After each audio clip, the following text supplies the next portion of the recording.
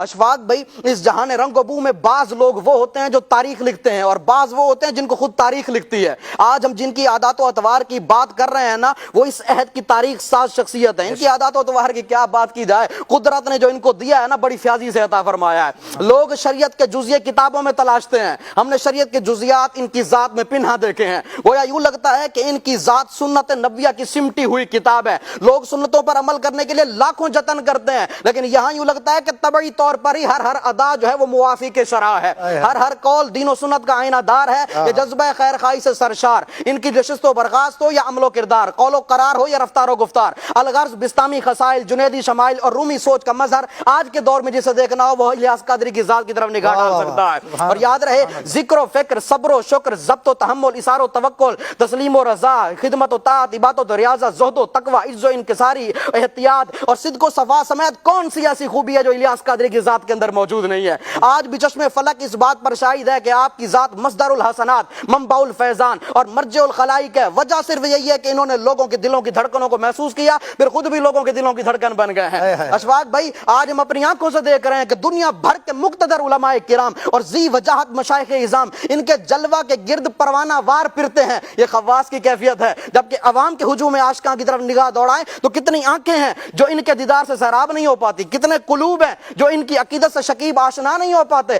زائرین کا حال یہ ہوتا ہے کہ جلوہ جان آنا، دل دیتا ہوں نظر آنا کہہ کر قدموں پر لوٹنے کے لیے تیار رہتے ہیں۔ ان کی طرز گفتگو میں نزہتوں اور نکہتوں کا ایسا سویرا ہوتا ہے جو ماحول کو لطیف اور فضا کو خوشگوار بنا دیتا ہے۔ جب یہ بولتے ہیں نا تو عوام کی توجہات کا مرکز بن جاتے ہیں، اور جب یہ خاموش ہوتے ہیں تب بھی توجہ ان کی طرف مائل ہو جاتی ہے۔ اشفاق بھائی، وہ منظر ذہن میں لائیں جب رشد و ہدایت کا منبع اور علم و آگاہی کا پیکر بن کر یہ عقیدت، محبت اور الفت کے پھولوں کی مالاؤں سے سج دھج کر امام اعظم کے علم، علامہ عراقی کے تصوف، امام غزالی کے فلسفہ زہد، شیخ بایزید کے کردار، شیخ جنید کی گفتار اور امام محمد رضا کی للکار کا فیض بانٹ رہے ہوتے ہیں، اور کاروبار زندگی سے منسلک تمام طبقات اپنی بساط بھر لوٹ رہے ہوتے ہیں۔ یہ کسی عالم خیال کی منظر کشی نہیں، یہ مدنی مذاکروں کے جلووں کی ایک جھلک ہے۔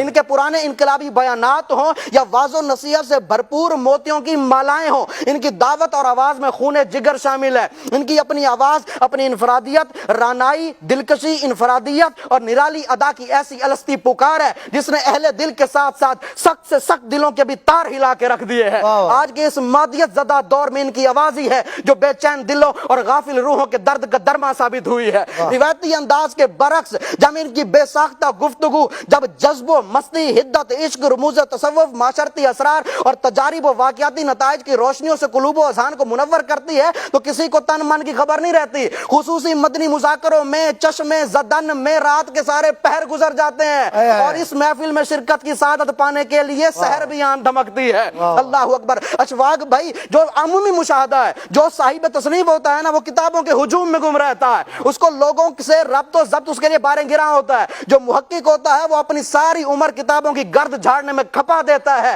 لوگوں سے تعلق رکھنا اور معاشرے کی روش کو سدھارنا وہ اپنے لیے کار فضول سمجھتا ہے۔ جو صوفی ہوتا ہے وہ اپنے ہی گریبان میں ساری امت کا مشاہدہ کرنے میں مشغول ہوتا ہے۔ لیکن یہاں پر تو مسئلہ ہی کچھ اور ہے۔ یہ مقبول و مشہور مصنف بھی ہیں، ہزاروں کو شرف ملاقات سے فیض یاب بھی فرماتے ہیں، ظاہری و باطنی بیماریوں کے اسپیشلسٹ بھی ہیں، اور معاشرے کی زلف پریشان کو سنوارنے کے لیے کمر بستہ بھی ہیں، اور مراقبے و محاسبے کے پابند صوفی و صافی بزرگ بھی ہیں، اور اس دکھیاری امت پر پڑنے والے مصائب پر بے قرار بھی ہیں۔ آخری بات اشفاق بھائی دیکھیں کہ اللہ تبارک و تعالیٰ نے ان کو کیسا نوازا ہے کہ عمومی طور پر مشاہدہ پتہ کیا ہے کہ اپنا علاقہ و ایریا جہاں پر بندہ پیدا ہوتا ہے، جہاں پر اس کا بچپن، جوانی، شب و روز، صبح و شام گزرے ہوتے ہیں، وہاں کے لوگوں کی نگاہوں میں نا، ایسے عمومی طور پر مشائخ و مشاہیر کا یہی حال ہوتا ہے کہ وہاں کے لوگوں کی نگاہوں میں اس کا کوئی خصوصی مقام نہیں ہوتا، لیکن یہاں تو مسئلہ ہی کچھ اور ہے۔ اس عمومی ضابطے سے ہمارے پیر کی ذات مستثنا ہے کہ جس طرح دنیا کے دور دراز علاقوں بلکہ دنیا کے کونے کونے میں